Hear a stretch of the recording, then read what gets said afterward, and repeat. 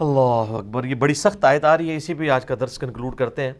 ام حسبتم ان تدخلوا الجنہ، کیا تم نے یہ گمان کر لیا کہ تمہیں ویسے ہی جنت میں داخل کر دیا جائے گا؟ وَلَمَّا يَأْتِكُمْ مَثَلُ الَّذِينَ خَلَوْا مِن قَبْلِكُمْ، حالانکہ ابھی تو تم پر وہ حالات و واقعات گزرے ہی نہیں ہیں جو تم سے اگلے لوگ جو گزر چکے اہل ایمان ان پہ آئے تھے۔ اب ظاہر ہے کہ پس منظر میں اب آپ ذہن میں رکھیے گا، ابھی تو قتال والا معاملہ شروع نہیں ہوا، ابھی تو چند ایک لوگوں نے تکلیفیں اٹھائی ہیں نا، ابھی تو آگے ایک جنگوں والی زندگی ہے جس کے لیے پوری زندگی انہوں نے اسی تکلیف کے اندر کاٹنی تھی۔ تو اللہ تعالیٰ نے پہلے ذہنی طور پہ تیار کیا کہ ابھی تو تم پہ وہ تکلیفیں نہیں آئی ہیں جو اگلے انبیاء کے ماننے والوں پہ آتی تھی، ابھی تو عشر شیر بھی اس کا تمہیں نہیں آیا۔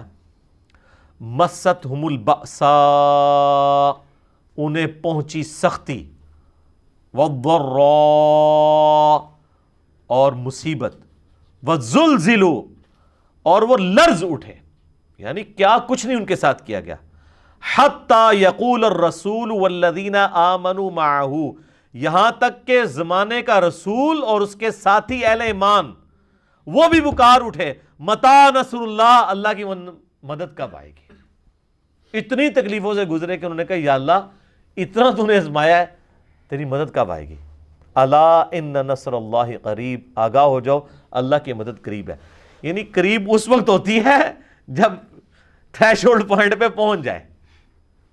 خیر یہ صحابہ کرام اس پھر چیز میں کامیاب ہوئے ہیں۔ یہ جو زلزلو والا لفظ ہے یہی سورۃ الاحزاب میں غزوہ خندق کے موقع پر اللہ نے فرمایا کہ کلیجہ منہ کو آ گیا تھا اور ان کو ہلا کے رکھ دیا اہل ایمان کو، اور اللہ نے ان کی آزمائش کی اور یہ پورے اترے۔ آج کل تو آپ تصور نہ کریں، آج کل تو آپ جناب اے سی والے کمرے میں سبحان اللہ وبحمدہ کی فضیلت، ایک دفعہ دروشی پڑھنے پہ 10 رحمتیں، 10 گناہ معاف، یہ آپ کروا لیں۔ اے تو بھائی زندگی اور ہے، اے خدائی کوئی اور ہے، یہ کتابوں کا خدا ہے۔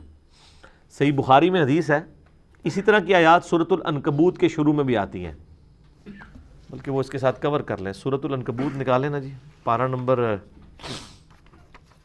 20 کے اندر شروع ہوتی ہے، آپ کے اس قرآن میں 397 نمبر پیج ہے۔ اعوذ باللہ من الشیطان الرجیم، بسم اللہ الرحمن الرحیم، الف لام میم، احسب الناس ان یترکوا ان یقولوا آمنا، کیا لوگوں نے یہ گمان کر لیا ہے کہ ہم لوگوں کو صرف اس بات پہ چھوڑ دیں گے کہ وہ کہیں جی ہم ایمان لاتے ہیں، نہیں مسلمان ہوتے ہیں، نہیں 5 وقت نماز پڑھیں گے، 100 دفعہ درود شریف روزانہ پڑھیں گے، تسبیح فاطمہ بھی پڑھ لیں گے، نہ ادھر تے نہیں کم۔ وَهُمْ لَا يُفْتَنُونَ، اور انہیں آزمایا نہیں جائے گا۔ وَلَقَدْ فَتَنَّ الَّذِينَ مِن قَبْلِهِمْ، بے شک اللہ تعالیٰ نے ضرور آزمایا تھا ان سے پہلے لوگوں کو بھی۔ فَلَيَعْلَمَنَّ اللَّهُ الَّذِينَ صَدَقُوا وَلَيَعْلَمَنَّ الْكَاذِبِينَ، تو اللہ تعالیٰ نے جانچا اس بات کو کہ کون اپنے اس دعوی ایمان میں سچا ہے اور کون جھوٹا ہے۔ صحیح بخاری میں حدیث ہے، جب صحابہ کرام کو تکلیفیں پہنچ رہی تھی مکی دور کے اندر بھی، مدینے میں بھی ظاہر ہے مفلسی کی زندگی تھی، تو کچھ صحابہ نے آ کے کہا یا رسول اللہ یہ کب تک آزمائش کا سلسلہ جاری رہے گا؟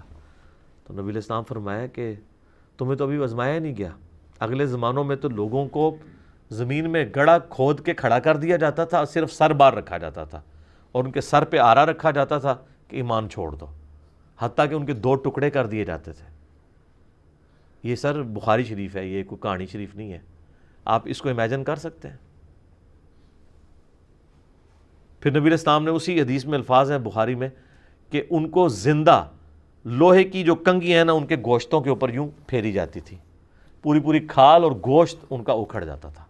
اب ظاہر ہے جب آپ لوہے کی کنگھی پھیریں گے تو آپ کی تو نسیں بھی، آپ تو جناب بلڈ دینے کے لیے جب ایک دفعہ یہ کنولا لگوا لیں ادھر تو لگ پتہ جاتا ہے، حالانکہ وہ لگنے کے بعد اس کو کھینچا نہیں جاتا، لیکن آپ امیجن کریں کہ لوہے کا کنگا اگر ایک بندے کے یہاں پہ داخل کیا جائے اس جگہ سے، تو وہ گوشت بھی اس طریقے سے اتار کے پرے پھینکے گا جیسے وہ گاجر اور مولی جو ہے نا کٹتی ہے نا، اس طریقے سے۔ تو نبی علیہ السلام نے کہا کہ ان کو اس لیول کا آزمایا گیا۔ پھر خیر صحابہ کرام بھی پھر اس آزمائش پہ پورے اترے ہیں۔ اب دیکھ لیں نا حضرت عمار ابن یاسر کے والد حضرت یاسر، ان کی والدہ سیدہ سمیہ کو کن کن تکلیفوں سے گزارا گیا، حضرت خباب کو لوہے کے اوپر یعنی کوئلوں کے اوپر لٹایا جاتا تھا، حضرت بلال حبشی کو تپتی ہوئی ریت کے اوپر اور پھر سینے کے اوپر پتھر رکھ دیا جاتا تھا. تو یہ ساری تکلیفوں سے ان کو گزرنا پڑا ہے. تو یہ جو لوگ دعویٰ کرتے ہیں نا جی تیرے ہوتے جنم لیا ہوتا، نبی علیہ السلام کی زیارت کرنے سے کوئی صحابی نہیں یہ بن گئے ہوئے، صرف انہوں نے جو تکلیفیں کاٹی ہیں وہ ہم لوگ امیجن بھی نہیں کر سکتے. اور انہی تکلیف کی وجہ سے جو لوگ منافقین تھے ان کا یعنی نفاق کھل گیا، وہ ایمان قبول کرنے کے لیے تیار نہیں ہوئے.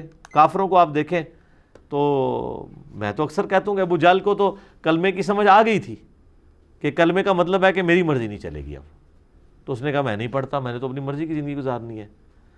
واللہ اگر اسے یہ پاکستان کے شناختی کارڈ والی آفر دی جاتی نا کہ صرف کلمہ پڑھ لے باقی جو مرضی کر، کوئی مسئلہ نہیں، اپنی مرضی زندگی گزار، تو اس نے آفر قبول کر لینی تھی. اور اسی چیز کو منافقت کہا جاتا ہے. اس لیے آپ دیکھیں گے قرآن میں اللہ تعالیٰ کا غصہ اگر 10% ہے نا کافروں کے اوپر تو 100% منافقین کے اوپر ہے. حتیٰ کہ سورہ نساء میں 80 سے زیادہ آیات منافقین کے اوپر آئیں گی. اور اس کا کلائمیکس ہے وہ اللہ تعالیٰ ماتا ہے کہ منافقین دوزخ کی سب سے نچلی گھاٹی کے اندر ہے، کافروں سے بھی نچلی گھاٹی میں. کیونکہ وہ چاہتے ہیں کہ دنیا بھی ہم اپنی مرضی کی گزاریں اور آخرت بھی. ایسے تو نہیں ہو سکتا، دو میں جہانی مٹھے باؤ، اس طرح نہیں ہو سکتا.